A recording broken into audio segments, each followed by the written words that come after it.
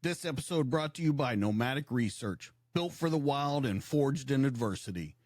Somewhere between the front lines and the firelight, a vision was born. The founders of Nomadic Research spent years in the harshest environments on Earth, where grit and resilience weren't just words, but a way of life.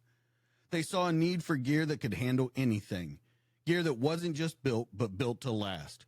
From battlefields to backcountry trails, every piece of Nomadic Research gear is designed with one mission: unyielding performance for those who refuse to quit. The founders believe in patriotism, personal responsibility, and the freedom of the great outdoors, because adventure isn't just a weekend escape, it's a way of life. Born in the heart of Afghanistan, forged in adversity, and built for the wild, Nomadic Research is gear for those who go further. You can start your adventure at nomadicresearch.com. And I get married. And then in 1993, I'm out training in 29 Palms, and I started this 10-day exercise. And a helicopter that was aggressing my unit was trying to avoid my air defense radar, and he was flying 7 feet off the ground. We don't even do that in combat. And he crashes about 75 yards from me. The pilot's decapitated, co-pilot crushed to death, and we're trying to save the 2 Marines in the back. I'll never forget that day. And, I could see it clear as day right now. And everybody died. If you could use all that pain in your life to include your friend's death to save somebody else who's in that darkness and doesn't know any of this shit. And every time you save somebody, right, you do it to honor your friend. Because this is what that experience has led you to. They look at me and they start crying. And they say, I would never believe that any of those experiences could lead to anything good. You never get over the things that traumatize you, ever. There's not a pill invented, there's not a number of words that you can say that makes it go away.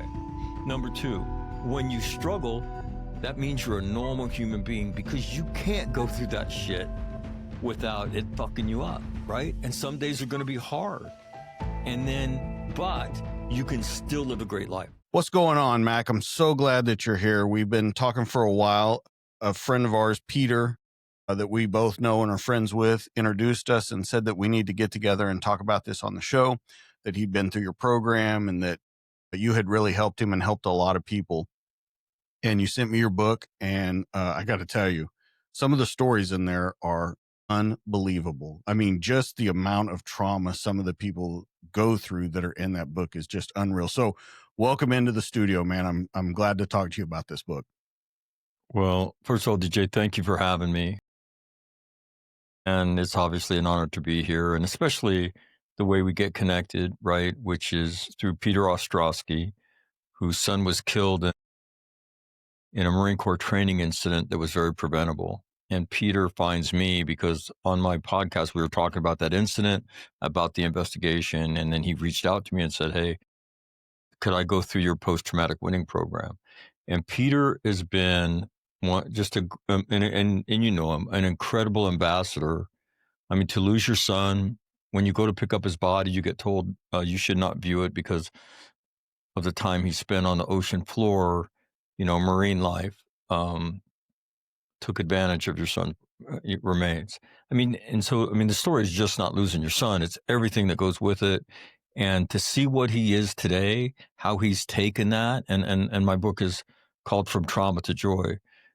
Peter is the personification of that. He's learned, and then he gives to others. And so that's why you and I are talking right now. And so it's very cool for me, to be honest with you. So let me ask you about him in particular. What do you think it is about his spirit that lets him be that way, to come through so much about his son and the investigations and the answers that he was given and all of that kind of stuff? What is that innate ability in him that sets him kind of apart from other people? Well, I think Peter's emblematic of a lot of people. I mean, life gets hard, right? And especially if you're in the law enforcement community. But the problem with the way, as a combat veteran, we get treated, law enforcement officers get treated, first responders, and then really anybody, is it's not a great system. you learn to suck it up because you got a family you provide for, right? You go looking for help. They're more than happy to give you meds, and you can go to therapy for the rest of your life. We've never had a nation that spends more on mental health medications, and had more suicide. So if you put those pieces together, you're like, what are we doing? And so I think this is a life skill. Learning how to do life after trauma is a life skill. And anybody can learn it. There's nothing magical about it. There's nothing mystical about it. And if you want to live a great life, you can do it. So I don't think Peter is special in any way. I mean, coming out of law enforcement, maybe tougher, maybe see more stuff. But I mean, you read stories in that book, women sexually abused starting when they're 5 years old, right? I mean, that goes on for 8 years. If she can do it, if Peter can do it, and you know from the book, my message to anybody, you can do it too.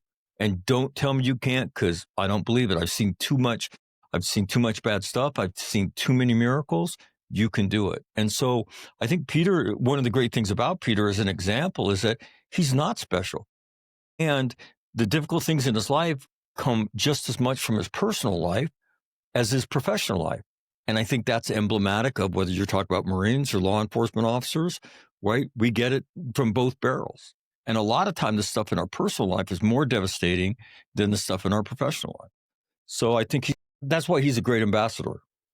And I think a lot of, they talk a lot about people that go into those professions, first responder, law enforcement, military, that they usually have somewhat traumatic backgrounds, and they're searching for something that I don't think that you ever really find once you do those jobs. They keep searching for that end goal that I think the goalposts keep getting moved. Well, it's interesting, right? So I got off active duty in 2015. I was a reservist, and I kept going back and forth to Iraq and Afghanistan, and then was able to retire. But my civilian job was I did a radio show, a talk show. And so when I got off active duty, I got told, you probably shouldn't go to work for anybody else. You have some anger issues that you probably need to deal with, and it won't work out well if you don't respect who you work for. So I start this podcast, and I want to talk about suicide, but I know Marines won't listen to that. But because they're Marines, you could trick them, right? So that's what I did, right? We're going to talk to Sergeant Major DJ. He's coming on the program today, and he was a squad leader during the Battle of Fallujah. And so everybody's going to listen, right? 2/3 of the way through every interview, I would say, so what happened when you came home? And the story I heard was, well, you have to understand, my stuff started when I was a kid. I was selling drugs when I was 9 years old. My dad, right, taught me to do it, right? That was our family side business. And you heard these crazy stories. So but I believe our suicide is all operationally related, right? Marine suicide's going up because of Afghanistan and Iraq. And then the guy who was running the Marine Corps, 4-star general named Bob Neller, who had been one of my battalion commanders years before. I think you were his favorite company commander. I said that to him. I would announce that all the time in public. And so he comes on my show, and I said, hey, sir, first of all, we have to do a little piece of business. Tell me, I was your favorite company commander ever, right? And he said, yes. I said, okay, we're done. And so pretty funny interview. But we're talking about suicide, and he says, well, Mac, you have to understand, 80 to 90% of our suicide, they've never left the country, let alone gone to war. And DJ, my head almost exploded because we all assume, right, our suicide's going up because these are guys, and it wasn't that way. And so then what I found out is exactly what you just stated, right, which was a very high percentage of certainly the Marine Corps. I would tell you 60% comes in with adverse childhood experiences. Now, that's a mental health term. What it means is you've been physically abused, emotionally abused, or sexually abused as a child. That number in the Marine Corps is high, and I'd say higher than other services. Why? Because the Marine Corps is a magnet for tough kids. Why does the little kid decide they need to be tough, right? And normally, it's because life rolls on them. You're going to be roadkill, you're going to be somebody's little bitch, or you're going to get tough. And so the Marine Corps is a magnet for that population, as is law enforcement, as is the special operations community. Okay, because they're looking for something better and they want to help. They don't want people to go through what they went through. But I didn't know any of that. And then I start picking that scab. And I was stunned. And the dirty secret of the all volunteer force, and I would tell you of law enforcement, is much of it is manned by people that have gone through traumatic experiences as children. And then we dump all these other below average experiences on them, right? And then what we offer them is, we'll numb your symptoms and you can go to forever therapy. And it doesn't work. They reject it. And then what do? They suck it up. They never say a word, and they go get drunk at night. And then at some point, life gets worse, and that's when something really bad happens. And so it was stunning to me, exactly what you said, right? I didn't know any of that. Well, let's talk about your childhood a little bit, because you talk about it in the book, and you talk about your Yeah. parents and how you were raised. And then, of course, I want to get into your sister and all of those kind of things that happened. But walk us through your childhood and what you think was either not special about it, or something that you kind of think sets it apart that makes you become an expert a little quicker in this area. That's an interesting question, because I had a very orderly childhood, right? My mom was a stay-at-home mom. My dad was a minor league baseball player when I was little, then gets into Major League Baseball as a manager when I'm, probably 10, 11 years old. And so I was, my dad was the coolest guy, right? We'd get out of, I went to Catholic school. So there's one set of rules, right? My mom's set of rules at home were the same as the nuns. Okay. So my life was a bowling alley, right? There was no wiggle room. And so it was very orderly. And I learned then. And I think I was always a little bit, I got told I was an older soul, right? I thought about the repercussions of things I do. And that was just, I don't know, my DNA. And then the voice in my head is my mother. I still hear her, right? I can still hear her talking to me. I affectionately call her Corporal Punishment Kathleen. And so then my parents start to struggle. And then my sisters discover alcohol. And our house turns into an ugly place, right? We knew our parents, when my dad would come home, my mom would sleep on the couch. At first, you think, oh, she just fell asleep watching Johnny Carson. Then it's unmistakable. And, as a little kid, as a teenager, you're like, what's going on? Because you're aware of it, right? And then, my sisters start struggling and can't get the key in the door at 3 a.m. My mom gets up, this fight, what's wrong with you? Leave me alone. I have to get up. My dad's not home because he's on the road. So the wheels begin to come off. The place that's the center of your existence, your family. So, I went away to college, I graduate, I go to work, and this continues. My parents ultimately will divorce, and they never spoke again, ever.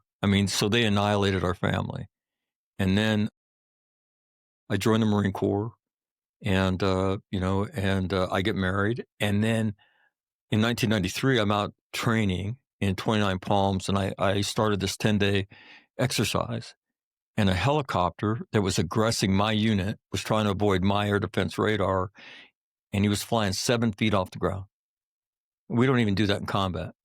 And he crashes about 75 yards from me. The pilot's decapitated, co-pilot crushed to death, and we're trying to save the 2 Marines in the back.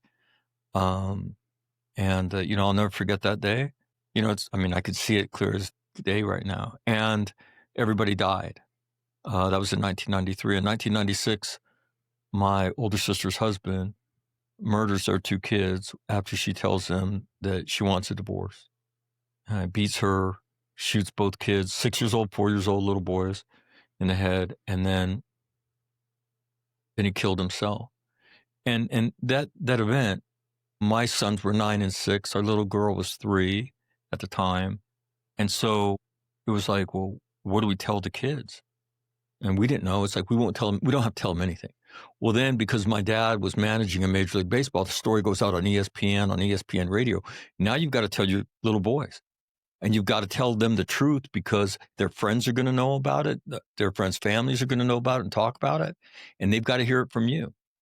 And, I remember when I told my sons, my oldest son was sitting in the back seat and he said, "Did they get in a car accident, Dad?" And I said, "No," knowing I have to tell them the truth. Their dad shot him in the head with a gun.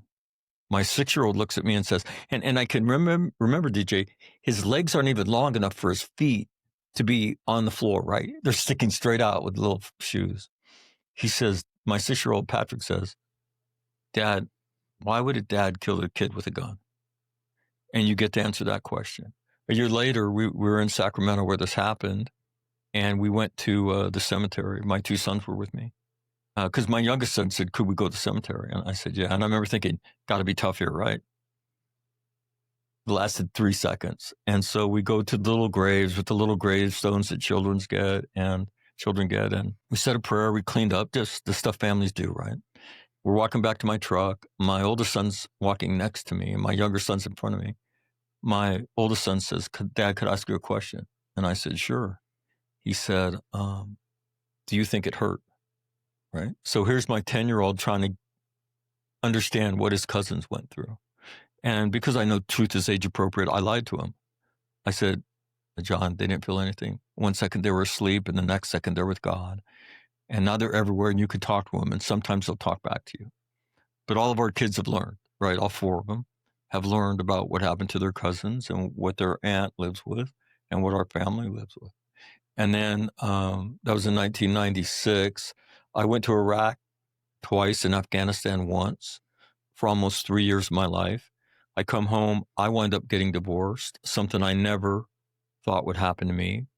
And then one of my 2 younger sisters freezes to death as a result of alcohol poisoning and cold weather in Indianapolis, Indiana.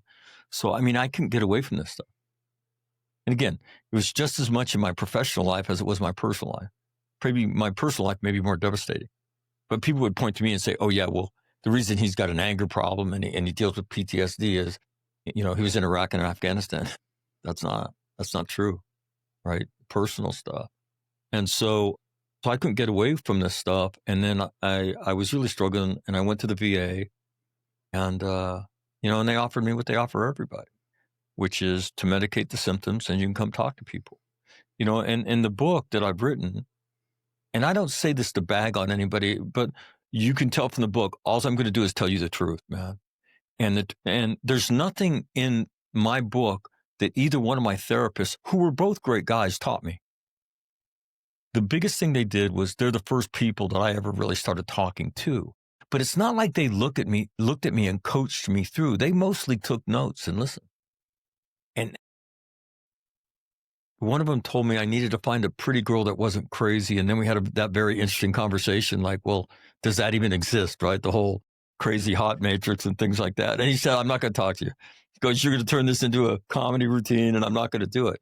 And so, but that's what we get offered, right, as professionals, because that's how the nation deals with it. And I thought there's got to be a better way. And then I started this podcast. And everything that I've learned from people just like you, having a conversation, listening to them. And then as you begin to have more and more conversations, you hear the same thing over and over again, right? I never talked about it, right? I started drinking. I tried to quit drinking. I wasn't successful. I stopped working out, or I'd only work out occasionally, right? I isolated myself. I started playing video games, right? I started just being on the computer in the basement. And you see the same pattern over and over again. And that's what really was the genesis for the public speaking I do.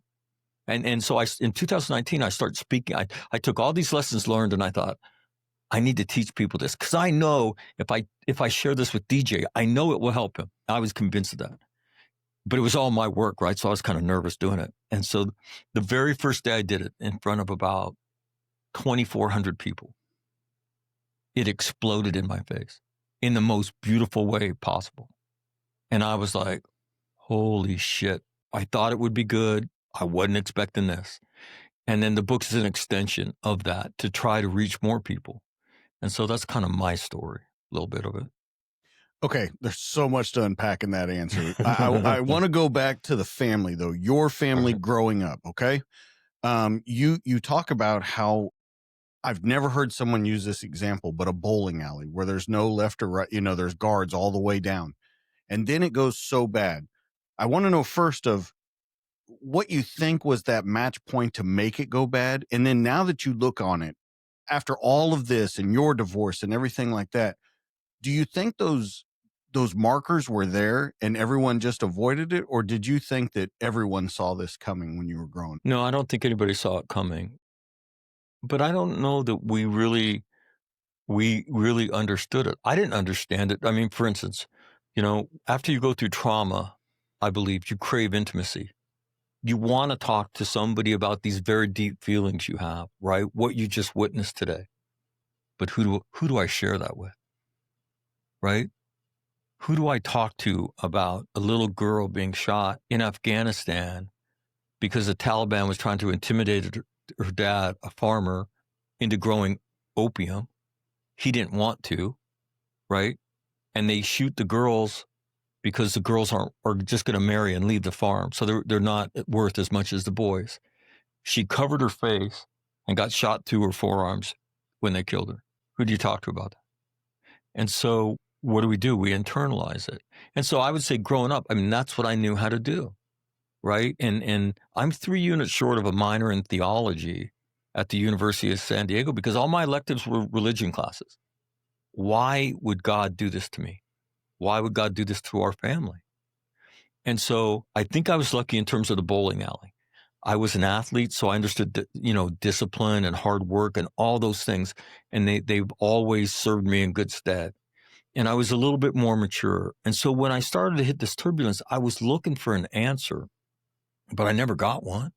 The one answer I did, I read a book called When Bad Things Happen to Good People right after it came out in I want to say 82 or 83.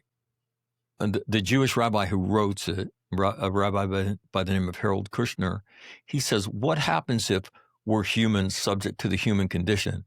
God doesn't will us to get cancer. We're human, so it happens. God doesn't will us to get into a car accident. God didn't give us Adolf Hitler, right? That's a man-made invention here on earth. And so what if we have free will and a choice, and we're also human beings, and those things all factor into this? And he made me stop, right, hating on God.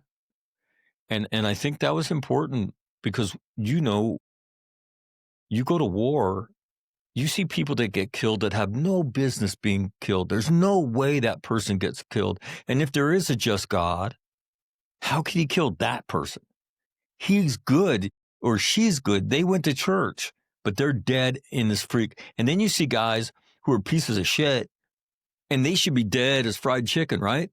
And they walk out of it and you look and you're like, how the hell? Like, where's God here? Well, the answer is maybe God's up there waiting to inspire us and give us strength, but he's not steering metal through the air. And I mean, it helped me because it uncoupled that. And so we didn't have the communication skills, right? My mom and dad certainly didn't talk about it. And so we all just sucked it up and we kept going. But it was hard because, my dad was a very public guy. And I didn't want my friends to think my dad was, anything less than a great guy, right? And so I didn't want to share what I knew, his struggle with drinking and doing, the right thing, because, I didn't want to share my mom's struggle. And so what do? You internalize it and you stay by yourself. And that's what I did. And I'm a tough guy, man.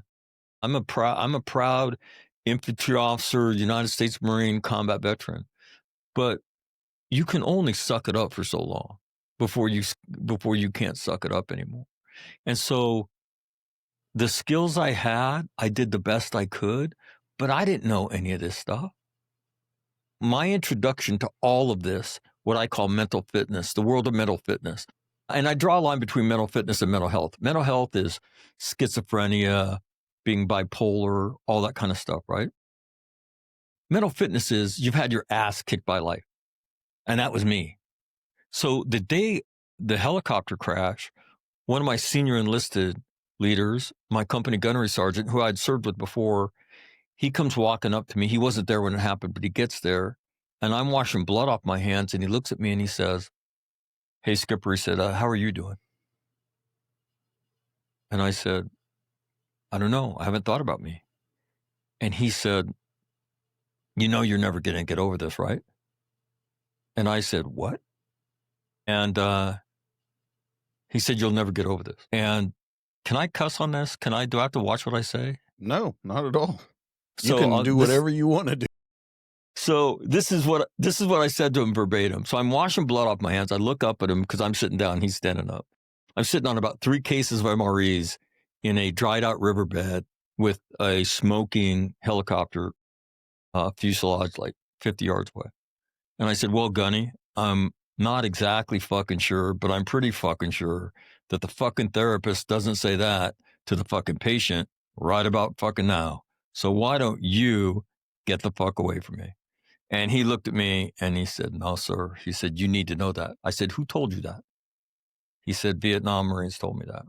He said, "And it's really helped me." He said, "I went through something not nearly this bad."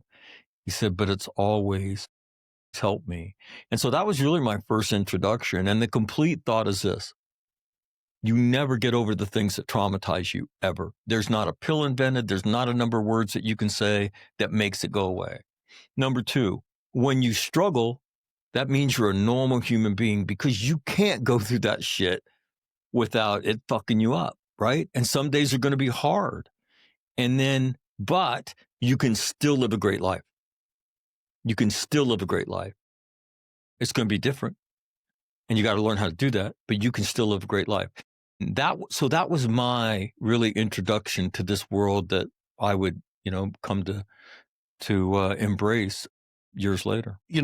With him saying that, I was going to bring that up. That's a huge point in the book, that you'll never get over it. And you're exactly right in both senses. And that's what makes that answer so great to me. Is you're right. The therapist is never going to tell you won't get over this. The therapist, and as much as I agree with therapy and all of that kind of stuff, they're going to tell you that there is a certain point that you will get past this. But the truth is, it'll always be in your memory. Those thoughts will always be there. They might not be on the surface all the time, but they're always going to be there.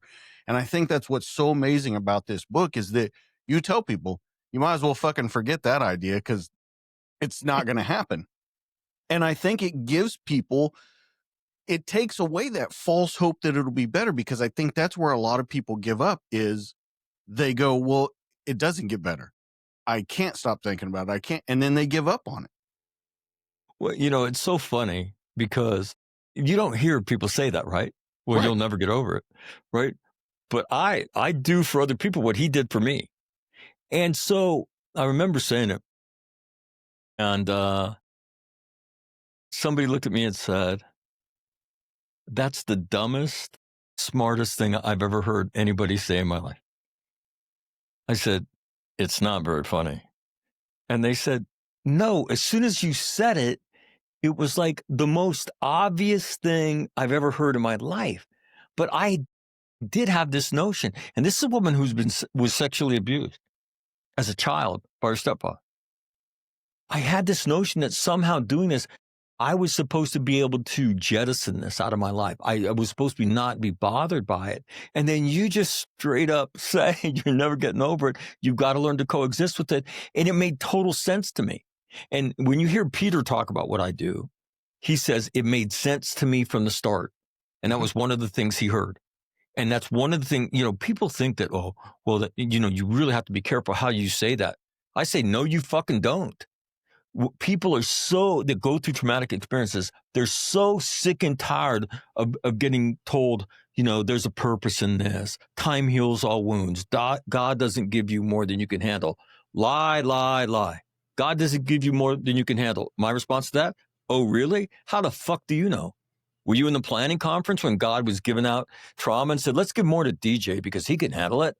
You don't know that. So don't say it, because when you're on the receiving end, it's really shitty. Can you imagine somebody telling my sister, who sees her 2 sons murdered, Peggy, there's a purpose in this? And again, what goes through my head when I hear people say that is, Father, forgive them, for they know not what they say, right? Christ's words on the cross, and they don't know what to say. They don't know what to say because you've been through something devastating. So what do? They vomit some bullshit they heard their parents say at a funeral years ago, right? Because all they want to do is get past you in that funeral line, right? And so again, we don't know how to do this. We don't know how to do this, and that stuff's devastating. And so and that's why it's such a funny moment when I say that, and people start laughing, and they're like, "It's so beautiful, though. Just you're never going to get over it." I mean, imagine, DJ, if we could teach this to kids in elementary school. One, this is a normal part of life. You don't know that, but it is. Nobody gets to the car wash without getting wet. Two, you'll never get over these things. You'll remember them. I mean, you ask somebody who's in their 80s who was sexually abused as a child, if they trust you, could you tell me what happened that day? They will tell you in slow motion, high definition, the noise the door made when it opened, right? What it smelled like, what everybody was wearing. I mean, and that's how trauma gets embedded in your brain. And so for them, it's such relief. You mean there's nothing wrong with me? No, no, you're normal. This is normal. The question becomes, what do you do when you struggle? What do you do when you struggle? And that's what we don't teach. Take a med, numb the symptom, and go talk to somebody every other week. There you go. That'll work. Wrong. So do you think that with your parents, I'm going to go back to them one more time. Do you think that's part of the thing that got your sister involved in the alcohol and stuff at that age? You know, it had to be part of it. My dad was gone a lot, right? So, I think the beauty of a two-family, home is you get it in stereo, right? Two different channels, one from your mom, one from your dad. And I'm sure it was part my sister's. It was part my dad's absence, right? And they in that space, they did reckless things. And then they continued to do reckless things. And their coping mechanism when they struggled was to numb themselves, right, with alcohol and drugs. And so I think, and it was really weird because we lived this very cool life, right? My dad was a celebrity in Major League Baseball. We got to go places and do things other kids didn't get to. But I used to look at my cousin, right? Dad home every night, and my cousin Tom, who's my best friend. And I used to be so envious, so envious of him. And my Uncle Jim was just a great guy. And so, yeah, our family, the way we grew up, there was, I think, too much space for people who, and this happens a lot in life, too much space for people who aren't developed enough to make good decisions yet. And they start making bad decisions, and then they head down a path that maybe if there was more infrastructure around them, more guidance around there, maybe they wouldn't. But you and I both know, even in families where there is that stuff, you have sometimes people, they go down their own path. They're not having it. They're not listening. So, the answer is normally more complicated than it's either this or that. But I'm sure the way we were raised and the absence of my father had things to do with the development of all of us as kids. You also brought up in your answer that you talked about, you were always trying to find an answer of why would this happen to good people? I've said on the show a bunch, I've never been to combat when I was in the military, but spending, the last 19 years in law enforcement, I've seen a lot of bad things. Right. And you're right. You have the exact same question. You think, how did this guy that did all this, he survived, but these people that did nothing, it happened to them. And you think about that kind of stuff a lot, and it builds over time. And I wonder, even with your theories and stuff, do you think anybody will ever really find an answer to that? No. You have to make peace with it. When you go to war, you see so much randomness, right? And I think, but you're focused on doing your job, especially if you're a leader, which I was. And so after, I think about 60 days, after you watch enough stuff, you think, you know what? I'm not going to be able to duck in time. Okay. And this is beyond my control. The only thing I can control is I am not going to fail the Marines and sailors that depend on me every day. And so, I pray to God that I can get back on that flight and go home, right? But I'm going to do my job to the best of my ability, because this is out of my control. This is out of my hands. And so I think you make peace with it in a way, that there is this randomness out there that is that creates all these horrible things, and that you don't have control of it. And I used to say a prayer when I would go up the stairs to get on to the planes that would take us to either Iraq or Afghanistan, right? And it's that same line. Well, it's another line of Jesus when he's on the cross, and what does he say? Into your hands I command my spirit, when he dies. And so you acknowledge, like, I don't control this, right? I believe in my country. I know what I've been trained to do. I'm good at it. I'm with these Marines. We're good at this. But I know some of us that are going up this ramp are not going to go down it, right? And I just pray that I'm one of the lucky ones, that will get to come home and see my kids again. Because, that's the terror. People say, well, what's the most terrifying part of it, right? Hugging your kids and your wife, and with the little voice in the back of your head saying, you may never do this again. I can't even tell you how traumatic that is. That thought. And your kids think it too, right?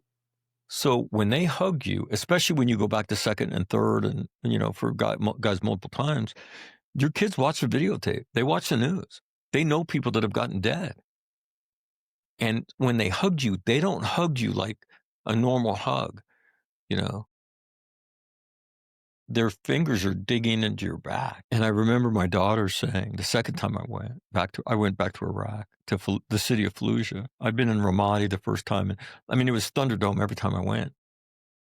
And she's crying, and she said, I just don't want you to die. And so that's the terrifying reality. Now, cops go through that every day, right? You go into a violent world, and then you come home to your family every night, and you tuck them in, and somehow or other you try to normalize that, And so I did try to find an answer, right? But I think everybody has to make peace with it, in their own way. And so when I tell people that I don't believe God governs metal as it flies through the air, I don't believe God picks people. That's a man-made thing, right? God's there for inspiration and strength. He's not steering that metal around.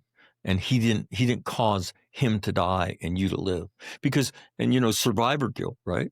Well, why did I die and why did he? I was standing in front of him, Mac, and it went right by both sides of my head and killed him.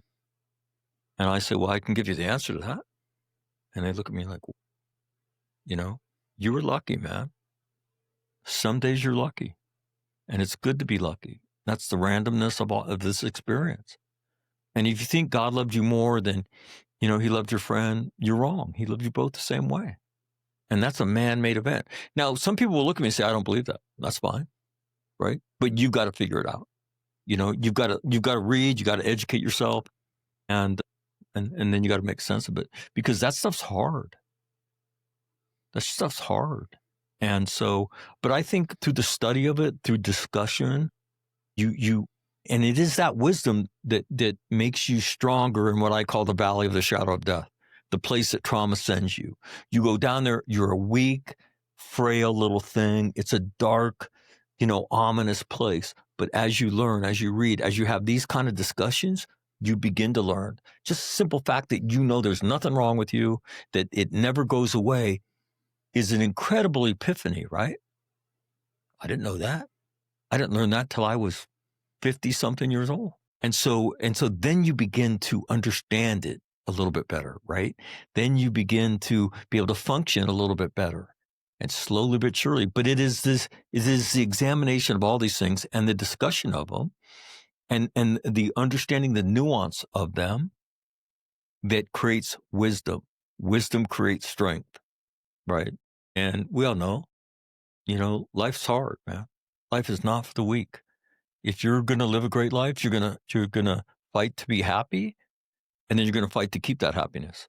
And so you better be a fighter. If you're not, good luck to you, man, because you're going to need it. Okay, so I guess the $1 million question would be, if it's all randomness, then what's it all for? Well, right? So elevator going down. So again, what do you believe? Do you not believe in God? Do you believe in God? Right? Do you believe in God? Right? What is your understanding of God? And mine as a Catholic was, God did that to my family. And then the more I read and the more I said, he didn't do that. That was my mom and dad. They did that to our family. God was always there for them. So to me, you got to look at it, right? But if you don't believe in God, then what? Do you want to live a good life, or do you just want to pursue pleasure? These are all different paths you're going to go down. What is it for? If you believe in God, it's to walk in Christ's footsteps, if you're a Christian, right? And so, and I write in the book, the most humbling thing I've ever been told is having a pastor look at me and say, Mac, you're truly walking in Christ's footsteps. And I said, stop. Pastor, don't make me tell you to shut up, because I will. I said, I am familiar with those footprints, and I'm not walking down them. I'm like 4 ridgelines over and 17 miles back. And then he looked at me and he said, could I ask you a question? I said, sure. He said, did I ask you for your opinion? So he did me to me. And I said, no. And he said, the reason I didn't ask you is I'm not interested in your opinion. I'm telling you, and this is what we're supposed to do. But you lay out this beautiful path. And let me just explain the path. It's not a narrow path. You don't have to believe what I believe. You can say, no, I believe in God. I believe God causes this. That's fine. We're at a similar location on the path, but it's wide. It accommodates that, right? And then the question is, okay, based on your belief system, how are you going to live your life? Okay. But if you want to live a great life, you're going to have to do certain things. And that's what the path takes you on. But it's wide enough to accommodate my belief that there is randomness on this planet, that much of it is man-made, and God is there always there for my inspiration, my strength. You may say, no, Mac, he's got the most incredible artificial intelligence ever. He's got everybody's life scripted, and this happened because he willed it to happen. Okay, that's fine. Okay, so now where's that taking you, DJ? And so what is it about? You got to answer that question, right? And the more you go through trauma, the more important that answer becomes. All right, let's get into your combat a little bit. And the reason I want to get into your combat is because I think that later on in your life, not right then, it meant two different things to you. And I think that it was a very base level when you were going through it. And now you can look at it from that 30,000 feet perspective and know exactly, or think to know exactly why you were going through that. So let's talk about your first time, 2004. It's in Ramadi. Mm-hmm. You go into there. You are a Marine officer. You say, I'm good at my job. The Marines around me are good at my job. Sight, sounds, and smells of as you come into this. It's like going to the zoo for the first time when you're like 4 years old. The sights and smells, it's just this incredibly foreign world. And then, and I'm an officer, right? And I'm a mid-range, upper mid-range. I was a major. So what I'm doing is I'm coordinating, right? And helping out planning the execution of all the things we do, right? I'm not a 19-year-old Lance Corporal out there with a rifle. Okay. And so then about 2 months into the deployment to Iraq, and so we got there and relieved the 82nd Airborne, and there was nothing going on. The 82nd Airborne, I want to say, had maybe half the number of people that we had. So into the same space, twice as many Marines are in there. And now they go looking for trouble, and the place explodes. And that was the spring of 2004. And that's when people begin to see Fallujah in the news and Ramadi and all these places that become extremely violent. And you're watching it every day. And they tried to kill General Mattis one day, but they wounded his aide. And then General Kelly, who would later go on to become President Trump's chief of staff, one of his chiefs of staff in the first administration, I'd worked for him, and he came and he said, "Hey, you're going to get a new job." I was working in operational planning, right? And he said, I said, "What am I going to do?" He said, "Well, you're going to be General Mattis's staff sec." I said, "What's that?" I said, "It doesn't sound like a man's job, for God's sakes." And Kelly said, "It's better than this job. And you're going to run his schedule. You'll be in his meetings. You'll help with his staff, and you'll do the same thing for me." And so I now go to work with General Mattis every day. And holy shit, man. And so the world's watching these events. I'm in the meetings for those events and watching it every day. And we're in the middle of Ramadi, and there's people you're getting shot at and RPG'd over the walls and mortared, and all that stuff's going on a daily basis. And throughout the whole thing, you see the courage and selflessness of young Marines risk their lives for people they don't even know, civilians, risk their lives for each other, all with the greatest sense of humor. And it's a deeply moving, humbling experience to watch it, and so, and then, you see the politics of it, right? We have Fallujah surrounded in the spring and summer. There's an election going on in the United States, right? The video coming back is pretty bloody, and we get told, freeze everything until the election. And then I want to say, the day after the election, boom, we go back in, but it was not till November.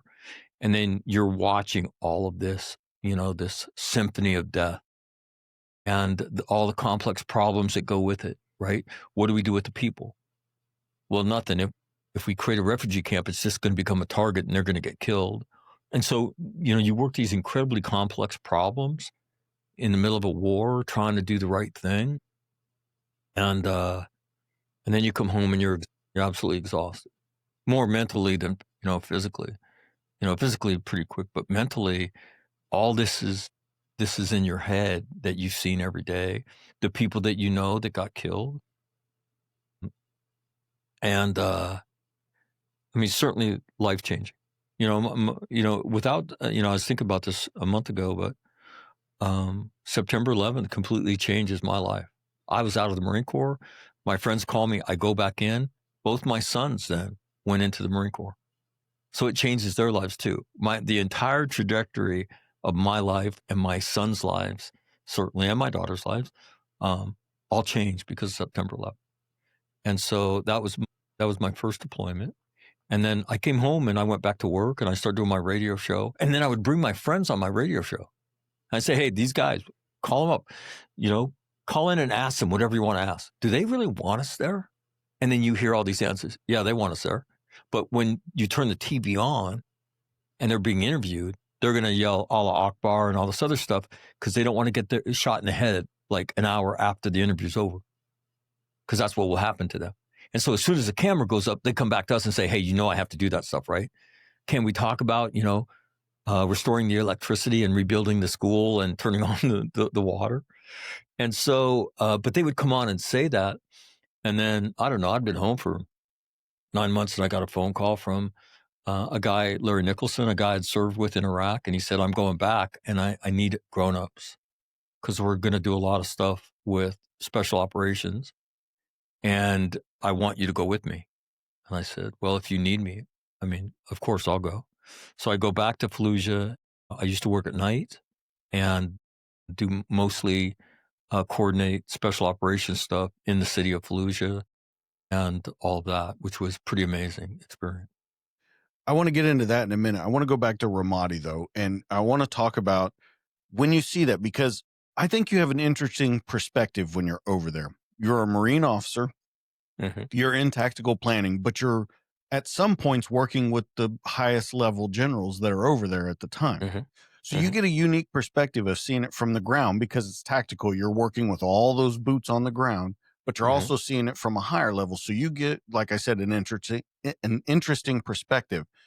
But I want to understand how you can do that. And then you see the politics that are involved. Every war has politics in it, which I don't think politics should be involved in. War law enforcement, anything like that, because I think it puts people's hands into the pie that have no idea what the fuck is going on. Can you talk about that a little bit? You have the city surrounded and you're told, hey, there's an election going on. Put an end to all that shit. Then the election's over. Okay, going back to doing whatever you were doing. That's insane to hear. Well, what was even more insane is Don Rumsfeld, right? And, I don't know what what a piece of shit, in my opinion. Go on and tell the American people, hey, Secretary Rumsfeld in a press conference, we constantly hear there's not enough Marines and soldiers on the ground in Iraq. It's not true. It was 100% true. And you're there and you know the truth and you're watching the Secretary of Defense lie and and then you're watching young Marines and soldiers and sailors die. And I can't tell you what that does to your stomach. To say it ties it in a knot doesn't even do it justice, right? I mean, literally, the same blood that you kill with the enemy and not think twice about it because you know it's your job. It's that blood that might call it my black blood that makes it boil. And then so the politics of it, it's just, and you got to block it out of your mind, right? Because you just hear, and I'll tell you what, I don't know if you remember, but it was it 2006? I think so. And Harry Reid goes on and he says the war is lost. He says that. We would find that video in Al-Qaeda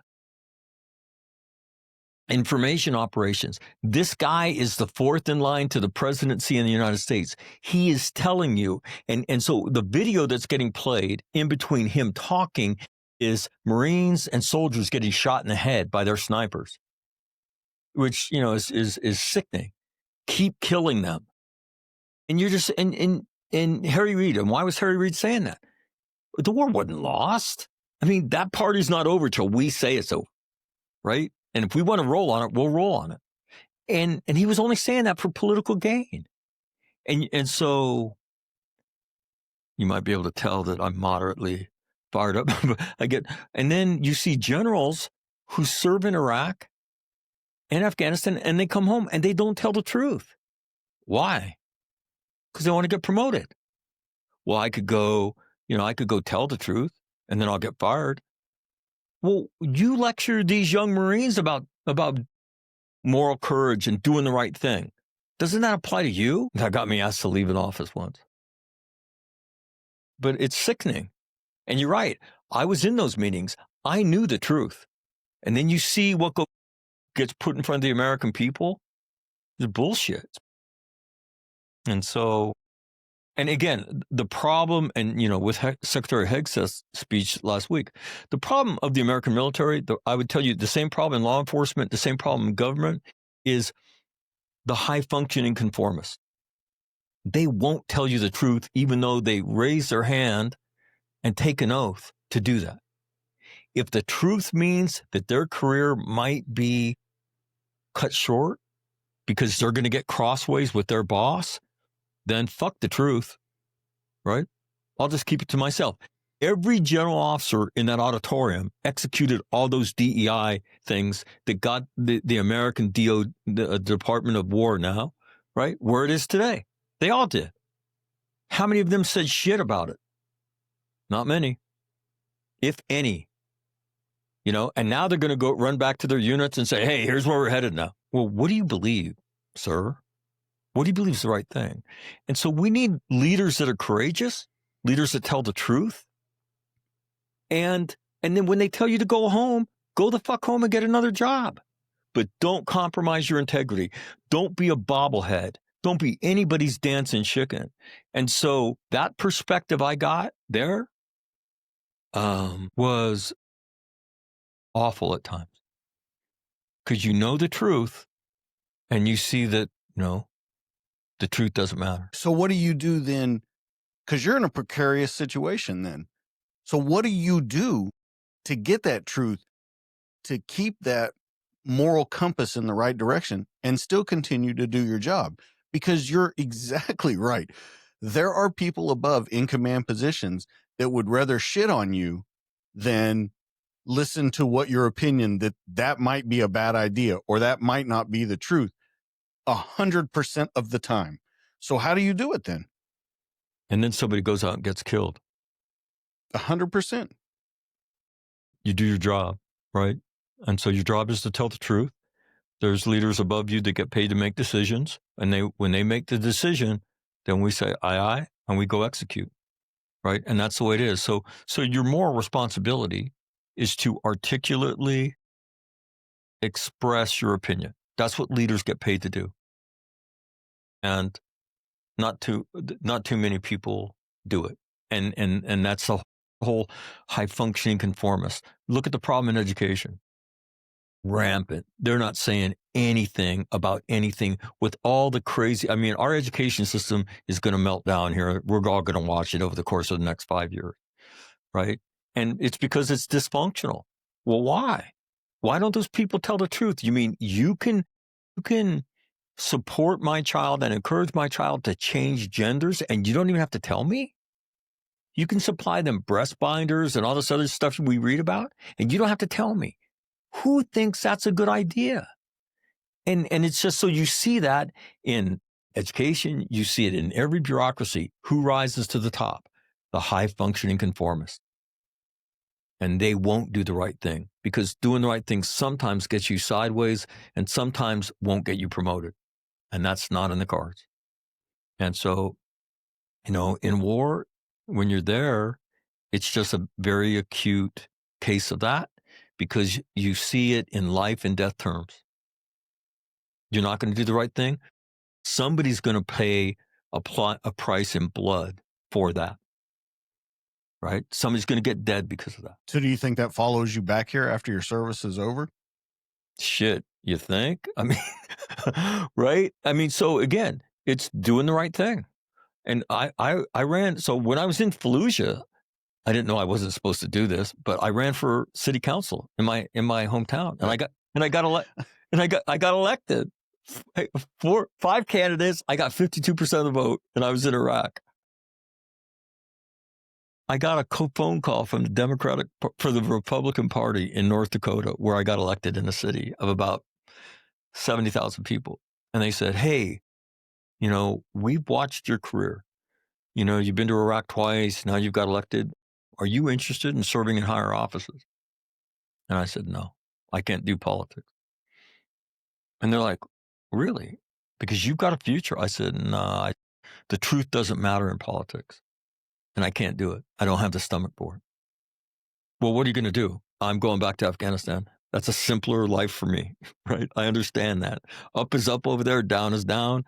Politics, I don't know how people do it because the truth doesn't matter. And so, yeah, it affected my entire life. Even having discussions, right, about different subjects.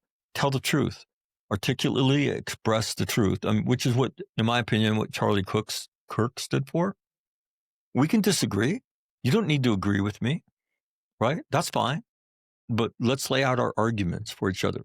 And I believed in that for a long time. And I believed in it because I saw my dad get annihilated after the World Series that the Red Sox lost in 1986.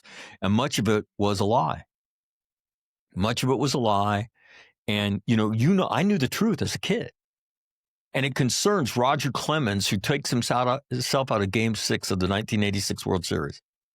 But he would never admit that he did it, right? He lied about it. And then Peter Gammons, who is the baseball writer for ESPN, blames my dad and says, because you took Clemens out of the game, you lost the World Series for the Red Sox. Well, my dad's not going to, shit on one of his players and say, well, I didn't take him out. He took himself out. So, but he thinks that at some point Clemens will do the right thing. Well, Roger Clemens, if you look at his career, he struggles with the truth, okay, in a lot of different areas of his life. But I knew that because when we got to the hotel that night, it's not even a thing. I'm doing with my dad what I did since I was a little kid, which was we're going to talk about the game. So I sit down. I said, why did you take Clemens out? He said, I didn't take him out. He took himself out. So it's not even an issue when, and then you watch it unfold. And people in media positions And we see it now all the time, right? Right? They inject themselves into a narrative and it's a lie, but they don't care. And so I watch that. So to me, the truth is very important. And it's always been important in all the talk shows I ever do, right? At some point, the truth should rear its ugly head in this discussion. And we should be about that. So, and then my experiences in Iraq, right? Given my point of view, my perspective, and what I was allowed to see, you know, only made that a million times deeper of a conviction inside of me that the truth is important. Right. And we shouldn't be afraid of it. We should be able to articulately discuss anything, articulately and respectfully. But if you watch discourse in a country, it is anything but that. You and I are old enough do you remember the McNeil-Lear hour that used to be on PBS years ago? That thing was awesome, right? They Or were point smart guys. counterpoint. I think that was another one. Yeah, but they were smart guys and they would go back and forth. They were respectful. Right. And they would have heated exchanges, but we can't do that anymore as a nation. And I mean, I don't know. And I, you and I both, we grew up in the 60s. We watched the civil rights thing. We watched the Vietnam protest thing. I did in Northern California, right? We were 68 miles from the Bay Area. And I don't know that I've ever seen the country more on edge than I feel like it is now. Right. Well, okay, so that poses a good question that I ask a lot of people that come on the show. You did a lot of combat time, almost 3 years of your life for this country, and you see the state we're in right now. Do you ever think, what the fuck did I do that for? Yeah. This is what we fought for? Charlie Kirk's assassination affected me in a big way. All he was doing was debating people. His father, he wasn't a disrespectful guy. You may not have agreed with him, that's fine. And for that, he gets murdered. He gets murdered for that. And you do think that. I'll tell you this. You watch news and you see all the things that are going on in the country. You see the call to prayer being broadcast in Dearborn, Michigan at 5 a.m. If a Christian organization wanted to set up loudspeakers and blare a message at 5 a.m, what do you think the city would tell them? Not only no, but hell no. That violates every noise. But now we have the call to prayer.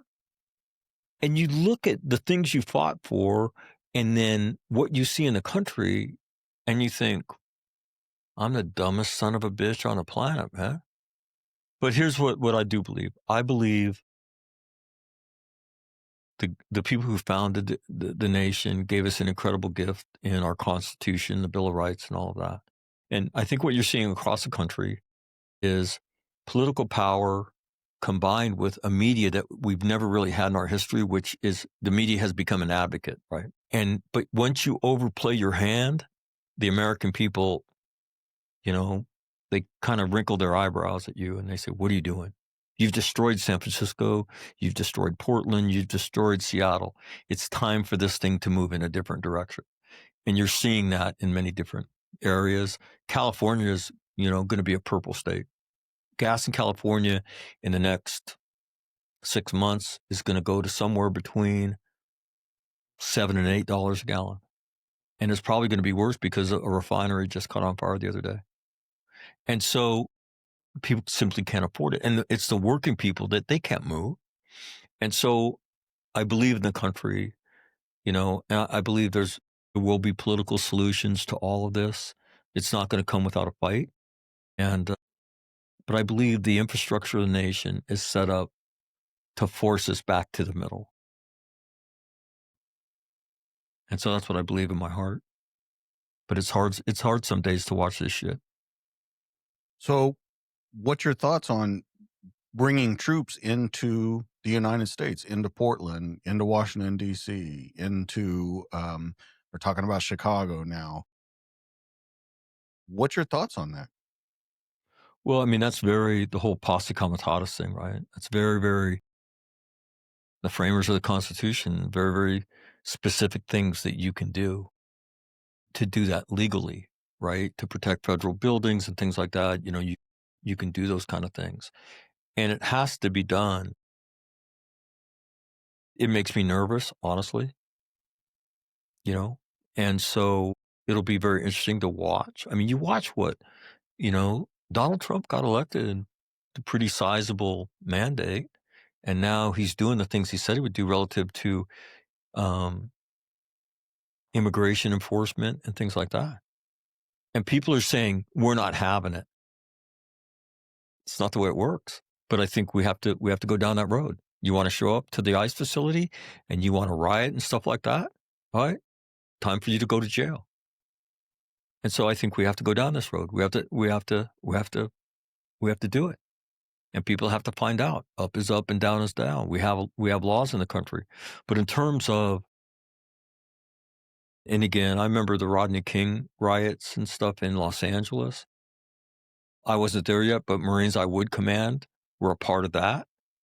And it's very nerve-wracking because you don't, I mean, one of the things I think if you're an active duty person, you envy about the Guard is they go and help out in disasters, right? So they're in the community with their equipment and they're helping people. And I always would say, man, that must be a really cool experience to be able to go into these towns in your state and to help people and when they're in such need. But to load a weapon and, to have to go into that situation is not something that I would want to do. And sometimes it has to happen because things get out of control. But to me, it's part of a larger political fight for law and order. And now, you see when the issue was about going, putting federal or the Guard into Washington, D.C., you had the Fraternal Order of Police in D.C. saying they're gun decking, right? The crime statistics. They're lying about them. They're telling you crime's going down. It's not. You can ask us. We'll tell you the truth. And so you see that and it's like, well, who do I believe? Who do I believe? But at its best, it is a very precarious thing to take the National Guard or active duty people and put them into cities. So to me, you do it with great care. You do it as a last resort. But I mean, we have a law and order problem in the country, right? You see all these people that there was just a father, I think, who testified last week or the week before about the murder of his daughter. Guy had been arrested 13 different times for aggravated assault. I mean, come on. We thought, people said, 3 strikes is too much. Okay, how many strikes does somebody get? 9, 10? Why does his right to be free trump her right to be alive? And so, I mean, I don't know where that makes sense, but I think the pendulum now is swinging back. Where does it make sense? Should it be 6 strikes? It can't be no strikes. So I think you see an incredibly concerned nation that a great percentage is saying not having it anymore. And yeah, maybe sending the Guard into cities isn't the right thing to do, but I don't give a shit because I'm watching these people destroy cities, right? So let me kind of bring it full circle. You were in Ramadi. You were in the Helmand province. You were in Fallujah. You see everything that goes on there and when we're over there and the state of unrest that it's in. Do you see those same road sign markers here? Yes. Come on. Right? Hey, Islam, you will convert through your intelligence or you will convert by the sword, but you will convert, right? It's happening in the UK. It happens in the United States. I just was watching a video this week of a woman who said that if you're a woman wearing a dress in Dearborn, in East Dearborn, which is like 90% Muslim, you'll get spit on, you'll get verbally abused, you'll get physically abused because you're a woman with nothing over your head wearing a dress. And so where does that go? That's not America, right? America's a melting pot. You didn't come to America to set up Sharia courts and Sharia law. That's not what we do. It's not how we do it here. So it's going to be very interesting. I mean, and I just read yesterday where there's a community in Texas. This is supposedly like it's going to be Muslim only. Now, I don't know if that's true or not, but to me, it's very concerning, right? Because there are customs. And then you read stories about Ilhan Omar in Minneapolis. All the Somalis that got brought to that city, they created an enclave, which is very, I mean, the Irish did it in New York and Boston. The Italians did it. The Poles did it. We all lived in. And then, ballot harvesting that goes on. Hey, here's $150. We want that ballot, but you got to sign it. Right. And you read all the different stories that come out of that. And it's very concerning. Right. It's very Islam. I know there's Americans that practice Islam and they're fully integrated into our country, but look at what's happened to Europe, right? What is going to happen in France and Germany and even the UK, where they've allowed this unregulated immigration into the country, and now they're looking at it and they're going, "How do we fix this?" And so, make no mistake about it, right? Islam is not here to get along with you. Okay. And that's my life experience. Now, again, I know there's Muslims that are fully integrated in the United States and they practice, but they're Americans first. When you have somebody who doesn't identify with America, its values, and comes to set up their little colony, that's disturbing. Because I've seen so much horror that has been associated with it. And I know people say, well, that's a religion that's been hijacked. It's not my problem, man. All I'm telling you is you hear Allah Akbar, right? You hear Inshallah, God's will. That's why we killed all those people. That's God's will. And it's just very difficult. So let's use your position that you have, because you were at a high level position. A lot of people will say, well, that's what they did. They came over here. They tried to put democracy in when we didn't want democracy and all of those things. You've heard all of those arguments. I'm sure you have. Right. So how do you explain the difference in what we do and how you just explain what that is doing? Well, it was interesting in Al Anbar, right? The province that where Ramadi and Fallujah are, we would have these key leader engagement meetings. And when American female officers and enlisted Marines and soldiers would go to these meetings, the elders, wouldn't say anything. And the meeting went in. And they would look at us later and say, why would you do that to us? Why would you insult us like that, right? Well, that's our country. That's the way we do it. We can't not bring them. And so that was an interesting cultural thing, right? Next, they did not understand, and this ultimately is what decides Iraq. They would keep asking us, what do you want from us? And we'd say, well, we want you to run this. We want you to include everybody. We don't want to see you run it and murder people. And they were like, yeah. But what do you want? No, that's what we want.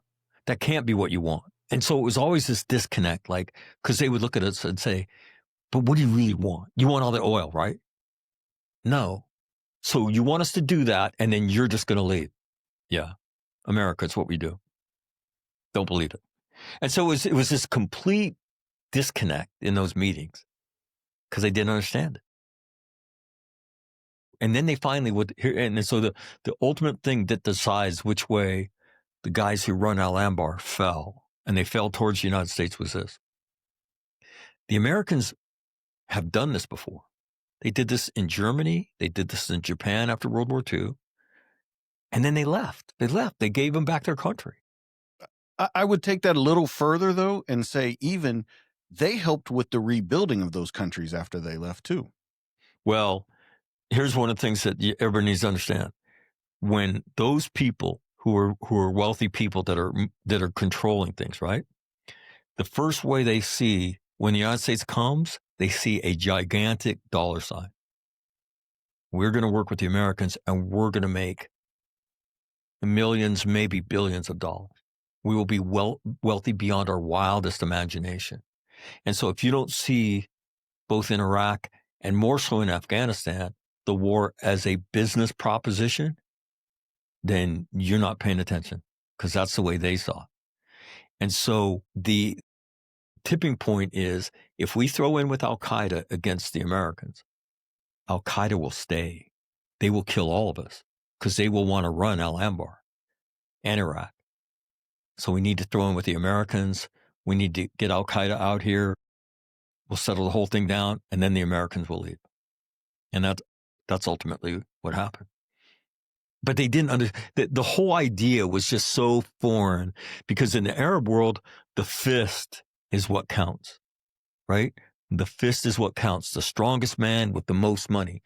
There was the whole Jeffersonian idea of majority rule, minority rights, that whole Western civilization, driven idea, has not even made an appearance in the Middle East. The Middle East is the strong man rules. And think about this. Saddam Hussein, the Sunnis, were the strong man. They were the minority in the country. But he was the strongest, right? He was the strongest. They had the best army. And the Shiites, who were the majority of the population, Shiite Iran, Syria, Shiite,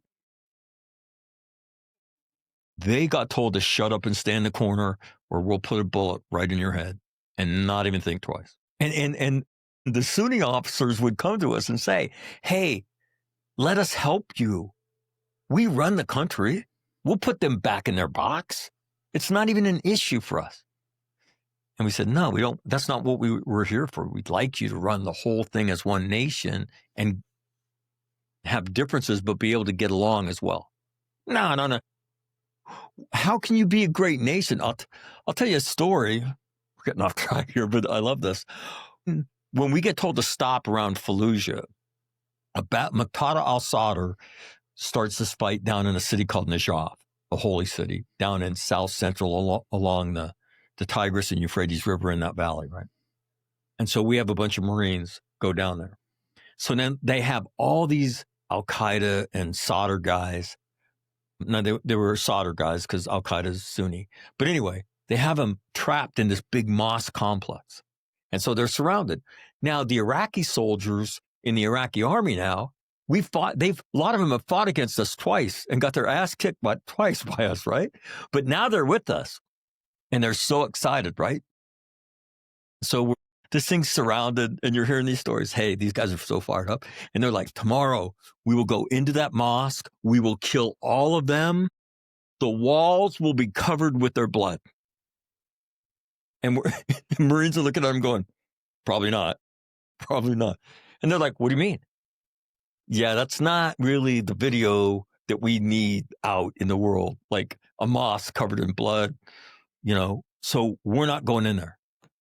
And they were like, what? Not going in there. How could you be a great nation and not annihilate your enemies? What are you going to do? Well, we'll negotiate with them. And they're like, no. Don't you understand? You're the infidel. They can say anything to you. They can make any deal they want with you because it's not binding. They'll walk out, they'll drop their weapon, right? They'll walk a mile down the street, get another one, and they'll be fighting us tonight. And that's exactly what happened. And so then they said, okay, look, just can you use your tanks and your helicopters to get us in there? We will kill everybody. We said, no. And the deal we struck, right, lay down your weapons, blah, blah, blah, blah, blah.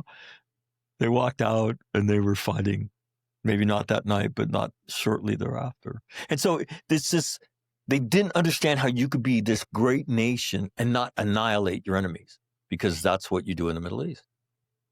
And so, I mean, honestly, intellectually fascinating problems, cultural, business, and two completely different worldviews, right? Completely different worldviews.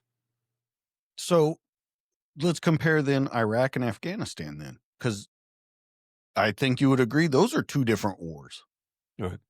Two different end states, which I think I think most would say that Afghanistan ended worse than Iraq. Yeah, I would agree with you. Well, I mean, you have to understand Iraq is a business proposition. So those guys are making millions of dollars by, by poppy eradication programs, by bases, security agreements, all this other stuff. But, Afghanistan, we should have gone in and hammered the shit out of the Taliban, right? And done what's called a punitive expedition. And then when we got done, Well, can right, you explain that first? A punitive expedition? we're going to go wreck the place. We're going to find everybody who had anything to do with it, and we're destroying everything that they touch, right? And hopefully we're going to find Osama bin Laden and everybody who worked with him, and we're going to kill them. But we're not going to stay, okay? Because nobody wants to own Afghanistan. And we're leaving. And then you have the Colin Powell Pottery Barn, right? School of diplomacy, which is you break it, you bought it. We didn't break Afghanistan. And so we expand the ground war in Afghanistan. Now, I've always said, like, if I was there and part of that planning cell, I would have showed up and said, look, I'm not an Ivy League guy, okay? I went to a Catholic university in San Diego, but I did read 20 minutes of Afghanistan history last night. And if Germany and Japan were 60-year events, this is going to be a 260-year event, okay? This is not even a nation. This is a series of city-states, almost like the Roman Empire. This is not, and they do not identify. Kandahar doesn't identify with Helmand. It's a different world away. So if we're going to forge this national identity and Afghanistan as a nation, it's going to take us multi-generations to do this. And so here's the problem. We can't ask young Americans to die, get tired of it in 10 years, and then turn around and walk away. And that's exactly what the fuck we did. Talk about disgusting, immoral. Are you sure? You're going to ask these families to donate their kids to this fucking war. And then you got tired of it. The American people got tired of it. And you walked the fuck away from it. Fuck you, man. Fuck you and all your fucking political bullshit. And so, you watch it, right? And then, you're medevacing guys. And so I ran a combat operations center in Helmand province around the city of Marja. And you're medevacing guys. And then you get off work and, you go over to the hospital. Beautiful young guy. He's now got one arm gone from here, a stump covered in blood. He's got one leg gone. You're sitting in his room, you say a prayer, you're listening to his labored breathing, and you just please God, help him live. And then you see these guys that come in and they've got part of a foot blown off or they've been shot in the thigh. And the first thing, these Marines, and the doctors came over one day to talk to us and they said, this is crazy. And we're like, what are you talking about? When Marines get to us, and they have like this NASCAR crew that cuts all their gear off, right? And then they start checking for internal bleeding, and the Marines are hilarious, right? That means somebody's got to stick their finger up your anus and see if there's blood accumulating in your bowels. And you hear, Marines just yelling, sir, I think I just got sexually assaulted. Like, what the fuck is going on here? And then they're arguing with the docs. Doc, don't send me to Germany. Because they know if they go to Germany, they're going back to the U.S. You can keep me here, right? This is not going to get me sent home. And they would come and say, what do you guys do to brainwash these guys? I said, well, you have to understand, we're not like a branch of the service. We're a straight up cult, right? And if nobody else believes it, we believe it. And that's why but you see that level of commitment and it changes you. And then you see, what do you tell the families of Marines, soldiers, sailors, airmen who were killed in Afghanistan? We got tired of it. Sorry for your loss. Thank you for your service. Right. And so it's sickening. It's sickening. And even more sickening is the guys who let us in there were Vietnam guys. They were the 4-star generals at the time. They had seen Vietnam. They knew better and they did it anyway. because they didn't want to stand up, again, high functioning conformists. They didn't want to stand up to Don Rumsfeld and George Bush and say, I won't be a part of this.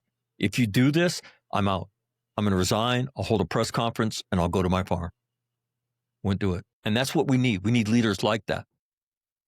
Right? Colin Powell knew when he took that bullshit intel to the UN, he knew we didn't have, that Saddam Hussein didn't have, any formidable capability. He knew that. But George Bush says, I need you to do this. And he did it. We should have never gone to war there.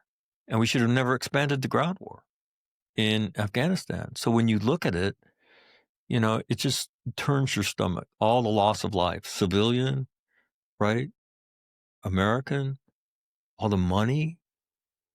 So, yeah, I've been cursed and blessed to have the perspective I've had. And there's both of those in that. Both of those. So when you see that, because when you go to Afghanistan, it's creeping towards the end of your career. So you have all of this knowledge behind you. How do you write it in your head? Because you're there. Once again, I'll pose that question to you. You see it's all going on. You know what's happening there. You know what's going to end up happening. You have got to see it coming down the road. How do you write it all in your head and still do your job? Well, when I was there in 2010, 2011, the end wasn't apparent. Look, I will tell you this, wherever we are, somebody else getting their ass kicked. I can tell you that. With Marines, it's only a question of how much blood we're going to spill. Because at the end of the day, we're fucking winning and you're fucking losing. And that's just the way it is. And I've seen it everywhere I've ever been. The problem is that we had to play whack-a-mole. But in Helmand, what we were fighting was over opium. We were fighting that the opium trade is how the Taliban were financing their operations. Right? Major opium place, the Helmand province. That's why we're there. Why the Helmand province? Because USAID built this canal system so they could be farmers. And what did they begin to farm? Opium, because it's the biggest cash crop they could farm. And so when you're in an Osprey or a helicopter over Helmand, all you can see is pink poppy and streams, and courtesy of the United States of America. And so, but we were winning. And you met people in the Afghan people that were good people, right? And they wanted to do the right thing. And so the end wasn't apparent when I was there. And so when I got asked to go to Afghanistan, it was by a friend of mine who just took over VMI. His name's David Furness. He's a retired Marine Corps Lieutenant General. He was in Iraq. Both times I was there, we were there together. So we're battle buddies times 3, man. We are like, his wife can divorce him. I cannot. Right. And so when he said, I want you to come with me, and I knew what he wanted me to do, to run the Combat Operations Center there. And I said, absolutely. Because I'm an officer at the time in the United States Marine Corps. I'm proud of that. I'm an infantry officer. I have, 2 deployments to Iraq and Afghanistan. I've had good jobs all the time I went, and I know I can help. And what does help mean? Help means I know how to kill bad guys and I know how to save good guys. Right. And so, and it's my duty to my country. And so you take your mental reservations and you put them aside and you go do your duty. And if I didn't feel that, then I would have resigned. But I did feel like we could still make a difference in Afghanistan. And, the political process, I mean, when you get down to, reading about war, war is politics by other means. It's a part of the political process. And so it is part of it. And you have to learn to stomach it and see it through. And that's how I made sense of it in my head. And I knew that if I went, I'm really good at that stuff, that more Marines would live and more bad guys would die. And so that's what I went to do. Okay. I want to ask you a question, because we just talked about, what do we tell these families? I want to know what conversation that you think every squad should have after every funeral. I heard John Kelly say this. His son was killed in Afghanistan when I was there. And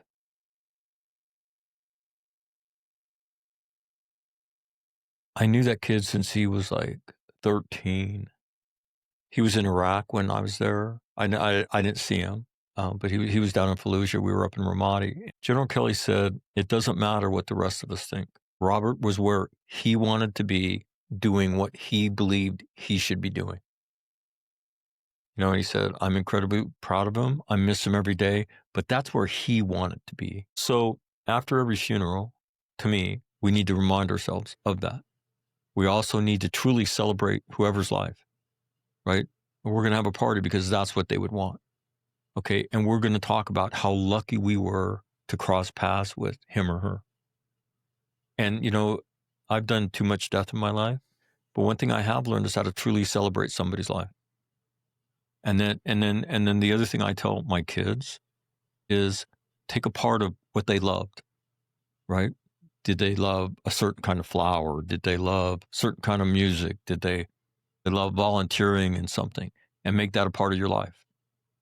And they'll never die, right? They'll never die. And that's as good as we can do. And it's those kind of conversations, you know, that accentuate we need each other. When you're struggling, reach out, because we're all hurt. We're all hurting, right? We're all hurting. And, you know, but we suck at that. You know, I'll go speak at things for units that are having reunions, and you'll see the number of Marines that were killed in combat, and the number of Marines that have died by suicide is twice that number. And so we're not good at it. And I think we're not good at it because we don't teach this skill that the book, to go back to my book, right? You know, it's a life skill. And so what happens is when they come home, they go take the I mean, Marines call it the zombie cocktail. Anti-anxiety, anti-depression, when to sleep, blah, blah, blah, blah, blah. You know, and pretty soon you can't feel shit. And then you go to therapy. And the VA, the DOD, they're the low payer in the industry, right? And so you get what you get. And people are trying hard, but they work heavy caseloads and are overwhelmed. And so the numbers tell you that we're not very good at it. And I believe what my message is, there's a better way. And the first place that when you struggle at that conversation after that funeral, the first place that you should look for an answer is inside of you, because it's fucking there and you can do it. So then how do Marines relearn joy and not think that they are kind of betraying the fallen, or that, I guess you could call it survivor's guilt too? How do they relearn joy and not feel like they've done something bad by doing that? Because I think that's where a lot of it leads to. And that's a great question, because when I talk to people, first of all, if you could imagine, DJs, somebody telling you, hey, well, and this is what happened, but you're different. Peter Ostrowski says, you need to talk to Mac.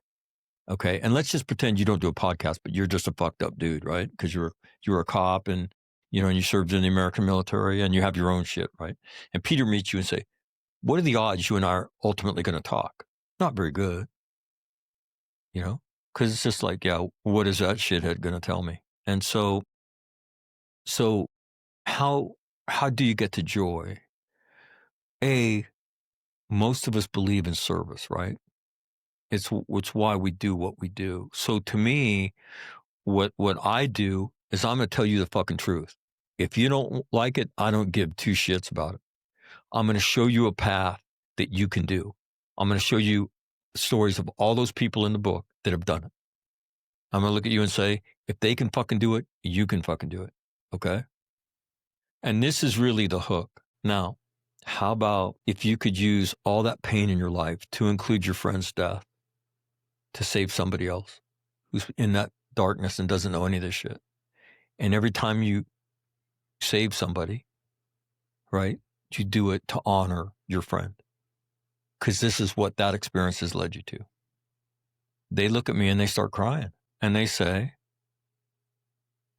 I would never believe that any of those experiences could lead to anything good. And then I look at them and say, well, you're motherfucking wrong. And I'm going to show you. And they know from the way I talk and the things I say, I ain't fucking around, man.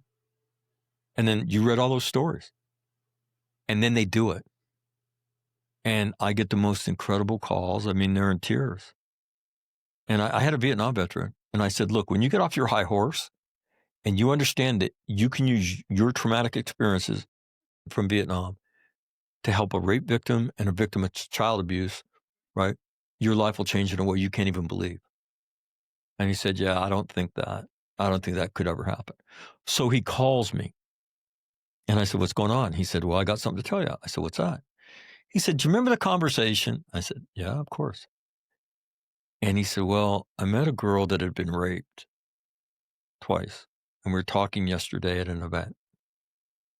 And I could hear you in he said, I could hear you in my head. I said, what was I saying? He said, you were yelling at me. Say it, motherfucker. I said, well, that sounds like me. And he said, oh, it was you. And I said it. And I looked at her and I said, and this is why it's so powerful. Marine combat veteran, right? His trauma is exalted, right? Rape victim, not exalted, humiliated.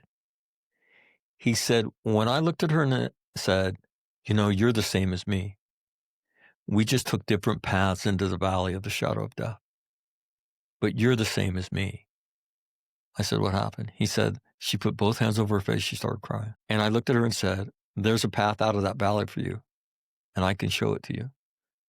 Because we're dealing with that stuff the same way, even though we did take different paths. And he's very emotional, right? I said, okay, fucking say it. He goes, I don't want to. I said, say it. He said, you were right. And I said, how much did that hurt? And he said, you don't even know. And so, but once they have to do it one time, DJ, and you get this incredible moment of joy in your life. I call it the Grinch experience, right? Where the Grinch's heart grows 3 times when he hears the Who people singing, you know? And it's just telling them the truth. You're not going to get over it. There's nothing wrong with you. And instead of sucking it up and isolating and going and getting drunk, why don't you call me and why don't we have a conversation? Why don't you go outside and get physically active and get those endorphins into your brain and watch how quickly you can change your mood and your thought pattern? But you got to change your behavior. And that's the hard piece. And then you got to learn to do it on a regular basis. So there's some self-discipline involved in it too. And that's not easy. But know this, you can do every bit of it. And they do it. And so I tell people, look, I'm not hypothesizing this is going to happen to you. I'm telling you with certainty that if you'll have these conversations, and you don't have to be the shell answer man, right? When somebody asks you a question, I do this all the time. Hey, Mac, what do you think about this? And I'll say, well, I don't fucking know. How about this though? I'll go find an article about it. You go find an article about it. Let's read them and then we'll swap. And then I'll call you tomorrow and we'll figure it out. Okay. So they don't need the shell answer man. They need somebody that will go on this journey with them. Right. And so that is the joy piece with no guilt. Right. And every time you do it, right, you're going back to the grave of a friend and you're kneeling down. And if you're me, you're making the sign of the cross. And you say, and I think about my nephews when I do this, sitting at their funeral with those small caskets that children have. And I remember thinking, for the rest of my life, I'm going to tell their story. And at some point, I'm going to save somebody. Well, I haven't saved somebody. I have saved so many people, it's a joke, right? And every time I do it, I think about them. And there's nothing I can do to bring them back. The only thing I can do is honor their memory by using that pain to create goodness in this planet. And that's what From Trauma to Joy is. And you do that in the name of them. And so there's no guilt associated with it. It's honestly a celebration of this is the best I can do.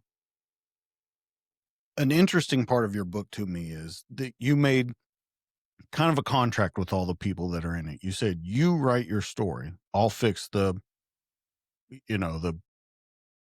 punctuation and all those different kinds of things, but you write your story. And so when they write their story and you hear it from their voice with you coming behind and explaining behind it, it gives it kind of a dual layered effect of you're hearing it from them, but then what you think, how they can come out of this or how they did come out of it. So I got to ask you, when you read your book out loud, what's the paragraph in there that it blocks you up every time, that you almost shed a tear over, that you have to slow down? What do you think that is in that book? There's not one, okay? There's so many of them, right? Because I know I know every one of those people, right? There's a story in there about Mercedes and Raymond. And the very last paragraph of this story, again, he starts selling drugs for an uncle when he's 9, right? And then they're the ones that came from two different worlds. They got married, but two different worlds when they met. Right. And so her last paragraph, she writes, I am so grateful for this gift, right, that Raymond has given to me and our entire family. And I am so proud of him. And I can hardly say it, but, it's hard for me because I've seen him. And then when you talk to Raymond, he'll tell you, you know who inspired him? He's a Desert Storm guy, right? Is Laura, who was sexually abused. She started talking about being sexually abused in this group that he was in. And he was sitting there. He wouldn't talk about his shit. And he's looking at her going, if she can do this, I've got to be able to do it. Right. And so you see the linkage between, and then he begins to open up. And then that becomes, now a tribe. And you read her story. She points at me and says, he made my life go from black and white to Technicolor, like the movie in The Wizard of Oz. I mean, and her story is very sanitized because it's disgusting. And you're a cop. You've dealt with that. Child sexual abuse. And so I watched all these miracles. So I would tell you, I'm the biggest fucking crybaby, man. I get emotional because there's such difficult yet beautiful pieces in the story, right? Peter's story is one of them. 13 months after he lost his son, he makes a video for me talking about how his life has changed, right? How he's now closer to his wife. And normally after you lose a child, the exact opposite happens, right?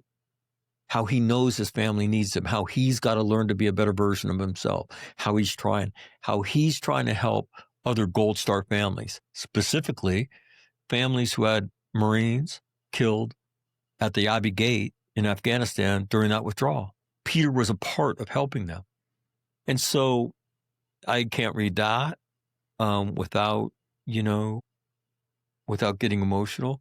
My mother, on the voice in my head, I am who I am because of my mom. So I see her beautiful picture in there. And then there's this story. The other one that makes me get emotional, which I'm trying not to, is the day that the pastor tells me, I do this thing in the morning in Southern California, and I was on my way home and I went into Macy's to get a shirt. And I walk into the men's department. This woman greets me. Her name was Lonnie. I would find out later, but she says, can I help you? I said, I'm looking for this shirt. And she says, they're over there. Do you need my help? And I said, no, I'll find it. So I go get it. I bring it back. I put it on the counter. So she's ringing it up. And she starts making just bullshit chit chat. So how's your day been? And I said, well, as a matter of fact, my day's been awesome. She said, really? I said, yeah. She said, can I ask why? I said, well, I do some public speaking. I did this morning and it was fantastic. And she said, well, do you mind if I ask you what you talk about? And I said, no. And this is where the title of the book comes from. I looked at her and I'm trying to think, how do I explain this? And I said to her, I teach people how to go from trauma to joy. She puts my shirt down and she looks at me. She said, could you teach me? And I looked around and I said, lady, you better ring my shirt up or you're going to get your shit fired. And she said, I'm not getting fired. She goes, you're a guest. I could talk to you. I said, okay. So I gave her my business card. I said, go to my website, type in the word winning in the search box, and you're going to see all these podcasts about post-traumatic winning. Promise me you'll listen to 3 of them. She said, I promise. So I said, okay, I'm going to give you a 2-minute class. At the end of the 2-minute class, she looks at me and she said, I don't know why God sent you into my life today, but I needed to meet you. And I can't tell that story or read that without it touching my heart. I saw her months later, and I walked up to her and I said, I don't know, if you remember me. And she looked at me and she said, Michael,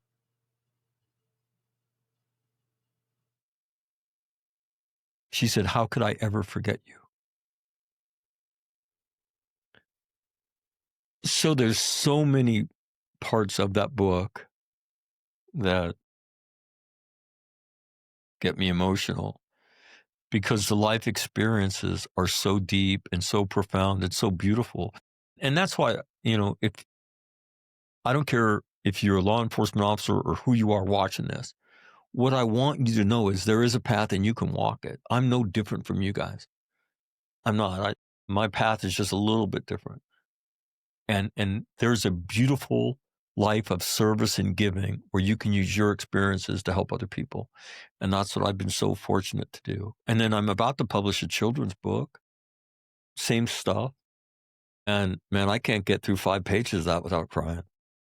So it has a lot. In fact, there's a lot of my personal stuff is in that, although I masquerade it as other people and stuff like that. But it's just this beautiful path, DJ, that we can go down.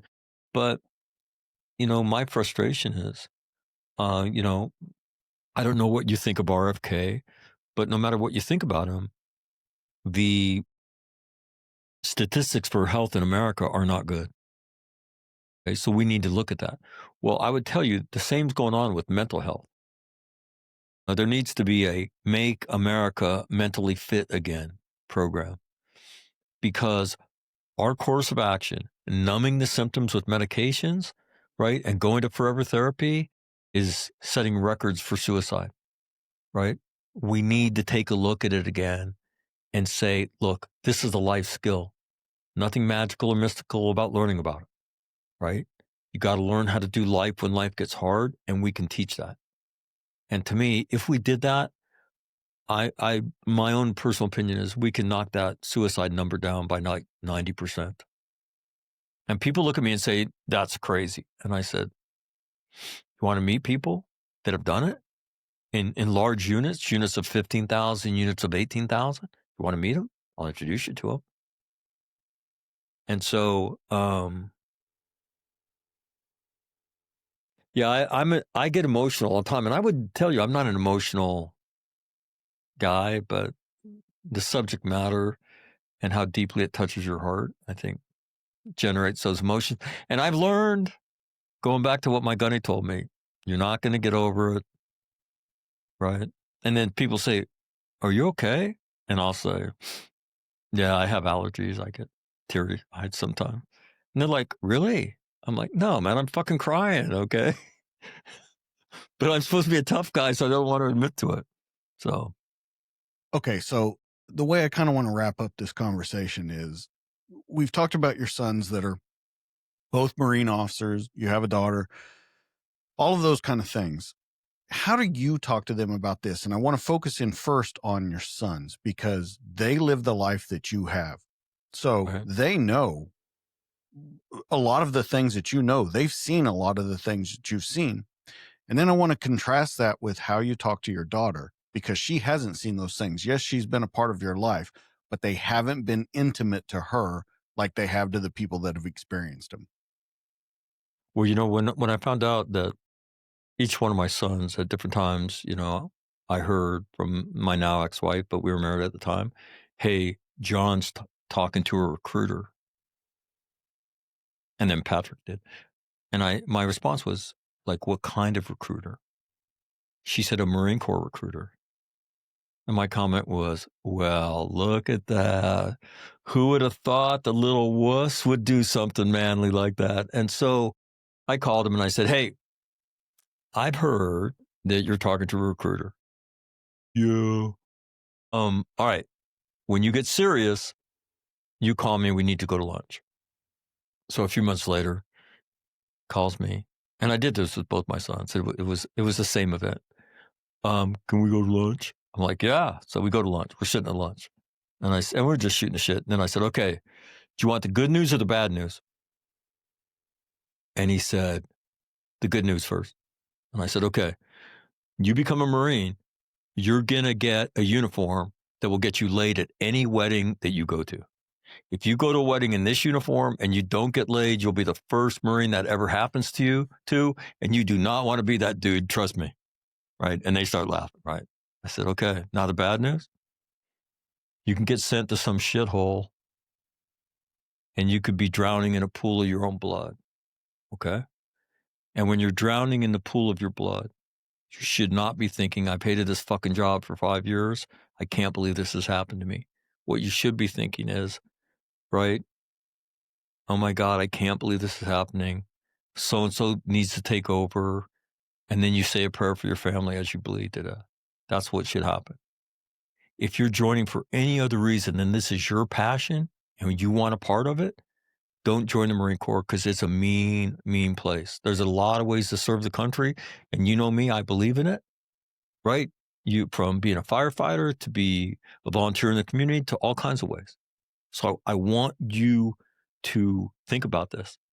And the reason we're having this conversation is if I have to stand at your grave, I have to be able to look at you in the ground and say, he knew what he was doing. This was his decision. And I fully supported every bit of it. And so, that was the conversation that I had with both my sons. Now, I have 2 daughters. My kids are, I think, 38, 35, 32, and then 22. And my 22-year-old daughter got a DUI 3 years ago. And so she's had to live this. And so when, and you're raising them, and she's been around all this stuff. For instance, after I came back from Afghanistan, we were driving down the freeway in Southern California. And she said, could I ask you a question? I said, sure. She said, do you feel bad about the people that you killed in Iraq and Afghanistan? And I remember, she's 14, right? I remember thinking, how do I answer this? And I said, Colleen, it's more fun than going to the water park.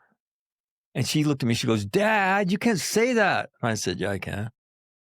And I said, no, Colleen, you have to understand, right? These are bad people, Al-Qaeda, the Taliban. And I told her the story that I told you a while ago about the little girl who they killed too. And I said, so Colleen, I said, I could kill those people all day, every day, and twice as much on Sunday.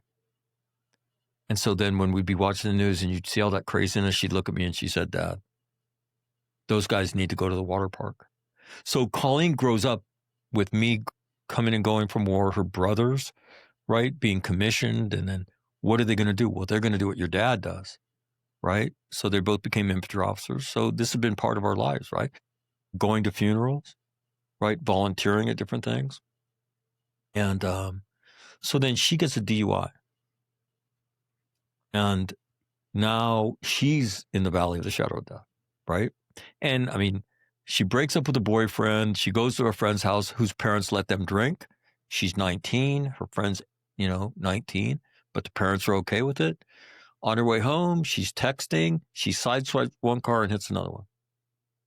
So, and she's guilty because she was drinking. I mean, I think her blood alcohol level was 5 or 4 something. I mean, but again, any alcohol, right? As somebody under 21. So she gets drugged through the court system, all the volunteering, the DUI thing. And so it was just having these conversations with her, right? And she now wears a locket of Michael the Archangel. And on the back of it, it says, my dad is my archangel. So throughout the whole thing, what I've tried to do is be a life coach for my kids, like we're supposed to be as parents.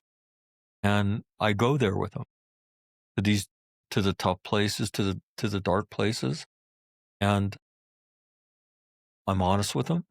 I listen to them, and that channel stays open. And I watched all 4 of our kids are successful, and they're good people. And I don't think it's an accident. I think if you're an engaged parent and you're not afraid to go there and you'll hang in there with them, you don't expect them to be perfect. They're going to fuck it up just like we did. And, but you got to teach them how to do life when life gets hard. And so that's the way it's manifest. I'm so proud of my youngest daughter.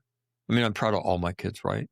But, you see so many people that's just, and you especially could tell me, that's just the first event in a whole series of events that's going to take place. That's going to take them to a deeper and darker place, that they don't learn how to come back from that.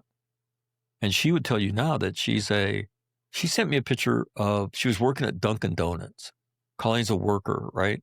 And so she's getting up at 3:30 in the morning to be at work at 4 to open Dunkin' Donuts, right? I mean, and she's a hard ass. She did that for a couple of years. And she sent me a picture of 2 girls reading my book at about 4:30 in the morning between cars, right? And she said, Dad, the girl on the right was sexually abused by her uncle when she was 7. And the girl on the left just got out of a relationship where she was beaten on a regular basis. They want to meet you. So here's my daughter who's gone through this thing that she went through, self-inflicted to be sure, right? But who grew from that experience and now is using her wisdom to change the lives of other people. So that's how it's manifested itself in my life. And so I try to tell that story as often as I can, because there's so many people that we know that are in the law enforcement community, that are Marines, and then there's just other people that have been sexually abused, have been physically abused, have gone through really difficult things in life. And I just want them to know there's a path. You can still live a beautiful, joyful life. And it's going to involve learning on your part, living with self-discipline, and then giving as often as you can. Reach your hand into somebody else's darkness and help them. And if you do that, that's the trade. If you'll do that, you'll live a beautiful life. I don't care what's happened to you. And so I try to, especially with my kids, make them ambassadors to this message so they can experience it too. And it's been very cool. Well, that's a perfect segue into the last question. This is a legacy question. 20 years from now, what do you hope your sons and your family say about your example as a Marine, as a father, and as a man? He was a fighter. That my dad was a fighter. He knew one trick in his life, and that was how to fight. He used his brain, he used his body to do the best he could for his family as a Marine going to war, right? To be a good Marine who lived up to the, our motto of Semper Fidelis, which is always faithful, to live that every day. Faithfully served his country. And then he came home and he created something that changed so many lives. So my dad was a fighter, and he always believed in good and tried to do good. And he was a relentless example of that in his life. Is the answer any different for your daughters? No, be a fighter. Be a fighter. Well, I mean, for them, no, because I hope, the boys and the girls, they've just seen it through different lenses, right? Right. And, and they all know that life's not for pussies, man. You got to be tough. You got to fight. And if you'll do that, and my oldest daughter, Catherine, tells a story about the CEO of the company she works at, where she's very successful. He's talking about family mottos, and there's a bunch of senior people standing around, and they're talking about family mottos, and Catherine's not saying shit, right? So he looks at her, he goes, "Hey, Kat, does your family have a motto?" She says, "Yep." And she says, "But it's not appropriate for this." He says, "Well, I want to hear it." And she says, sorry, not saying it. And he said, no, I want to hear it. And he said, it's okay. And so Catherine looks at him and says, life's not for pussies. And he starts laughing. He says, your dad. And she says, yeah, but let me give you the whole thought. Life's not for pussies. You're going to fight for every bit of happiness you get on this planet, and then you're going to fight to keep it. And he looked at her and he said, whoa. And she said, yep, whoa. And so my daughters have all seen the same things, you know, whether we're volunteering at Special Olympics, or whether we're, you know, whether I walk up to somebody who's a double amputee and a relatively young guy and say, hey, man, where'd you get those? And a conversation begin that he tells me he gets them in Helmand Province in 2010. And all of a sudden we find out our paths. And so, no, it's the same story, man. The same story. All right, let's talk about where people can find this book, find you, find out more about you. And then when you know, we'll kind of get into where you'll be locked in on our website. But let's talk about where they can find you, social media, websites, all of that kind of stuff, and where they can pick up the book. The book, come on, it's where you get everything on Amazon, right? So the book is on Amazon. The book is called From Trauma to Joy. And then the children's book, hopefully, will be copyrighted soon and will get published. That's called Colleen Can't Forget. And the children's book is designed to be read by a parent with a child, right? And the story is a little girl who sees something coming back from the landfill, and she gets very quiet, right? And then her dad asks her if she's okay, and she lies to him. She says, yeah, I'm just tired. And the next day she's still quiet. And he says, are you still tired? So she says, no, I can't forget what we saw yesterday. And then he says, you know, there's things I can't forget either. And your mom has them, your grandma and grandpa, and your brothers and sisters. So he sends her to have a conversation. And the things we've talked about today, she learns these lessons, right? And then she comes back to thank him, and he says, I'm not done with you, though. She says, well, what's next? He says, you have to help somebody else. And so the book ends with her helping a little boy who she rides the school bus with, who lives down the street, whose father has moved out. And his mother has told him he's never coming back. And he can't get the fights they had out of his head. And so Colleen shows him her notebook, right? And then the book, the last chapter of the book is he brings his little brother back to Colleen's house and says, could you talk to my brother? And so, and that should be out hopefully in the next month. And then you can just, if you go to FromTraumaToJoy.com, you'll find me. The bigger picture thing that I do is this whole idea for me is called post-traumatic winning. And so I have a website called posttraumaticwinning.com, and you can find all the same stuff there. So post-traumatic growth says you went through something hard and you grew from it. Post-traumatic winning says we don't care about you so much individually. How does your growth impact us as a group, which is very much a team thing, right? I've only existed in the collective, right? And then a Marine thing. Hooray for you and fuck us. That's not how it works. So it's not until you don't win until you affect the group. So your growth, perfect. That's great. But until you come back and help somebody else, and that's the transformational event, right? Growing is just getting stronger, and that's good. We need to do that. But the transformational piece in your life, when you help somebody else, when you yank them out of that darkness. So the idea is winning in the valley of the shadow of death. So, I mean, as Marines, we can win in all these battlefields throughout history, around the world, but somehow or other we can't triumph in the valley of the shadow of death. And my attitude as a Marine was, well, fuck that. Of course we can. How do we do it, though? And that's what the book is essentially a blueprint for. So posttraumaticwinning.com, you'll find me there too. From Trauma to Joy is a podcast I do, and it's on, you can find that on YouTube and throughout social media. All you got to do is if you do a search on those words, From Trauma to Joy or Post-Traumatic Winning, you will find me. And I say this whenever I appear on my websites. You'll find my contact information. All that contact information comes from my phone that's sitting right there. My cell number is 949-257-3478.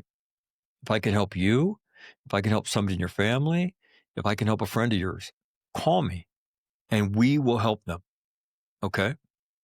And if you call me later today, DJ, and say, hey, Mac, I've got a friend you need to help. I say, okay, DJ, they don't want to talk to me. So you organize a 3-way call between the 3 of us. I'll get on with you. You and I'll, bust balls and laugh. I'll say fuck a bunch and they'll start laughing. And pretty soon it's just going to be a normal conversation. And that is what opens the door to changing somebody's life. And so if I can help any of you listening, right, please don't hesitate. Call me. I'd love to. It's a beautiful part of my life. And it's not an imposition. Call, text, whatever. On social media, do you have your call signs on there? It depends which account we're talking about. I would tell you this. If you go to the websites, you'll find the links to the social media. That's probably the best way. Because let me just explain that to you. Post-traumatic winning, right, is its own thing. My podcast initially was called All Marine Radio. And then I've written 2 books, Colleen Can't Forget and From Trauma to Joy. Every one of those has their own websites. But I've tried to streamline my social media stuff to get it. So my answer, as I'm in stride of all that, is I'm not sure. But if you work from my websites out, you'll find my shit. Perfect. And the links will be on our website too. So that's not a big deal. Man, this has been a fantastic conversation. I think we have covered a lot of stuff, and I couldn't be more honored to have had you on the show. I'm so glad that Peter introduced us together. And I want to thank you again for coming on here and telling your story. Guys, you know where you can find Mac. Let's talk about where you can find me. As always, you can find me on Instagram at the DTD_podcast. You can find me on Facebook at the DTD podcast, and you can find me on YouTube where all these conversations, they're in video form. But your one-stop shop, DTDpodcast.net. It's going to have audio, video, pictures of Mac, a little more of his story, all the links that we just talked about where you can find the book, find him. All of those different kinds of things are on there. Also go on there, put in your email. We're getting ready to start a newsletter. And you know what's free? Share, like, and subscribe. If you really like the show, you like the content that we're talking about, that's the biggest thing. And it costs you nothing to share, like, and subscribe. Be a friend, tell a friend, all of those kind of things. The last thing I want to talk about is my buddy Hoot over at Nomadic Research. We talk about it every week. I wear the shirts on here. I travel with the bags. I have the hats, all of that kind of stuff. It's the coolest gear out there right now. In the urban zone, in the war zone, or just taking your kids to the library or to a soccer game, nomadicresearch.com. They're going to be the ones that are going to outfit you with the gear that you need for your life. And I just found out the other day, they're getting ready to do cross body bags. There's a bunch of stuff coming up. Make sure you go check them out, nomadicresearch.com. Tell them we sent you. All right, guys, that's going to be it for this week. That's Mac. I'm DJ. This has been the show. We'll catch you guys on the next one. See you later.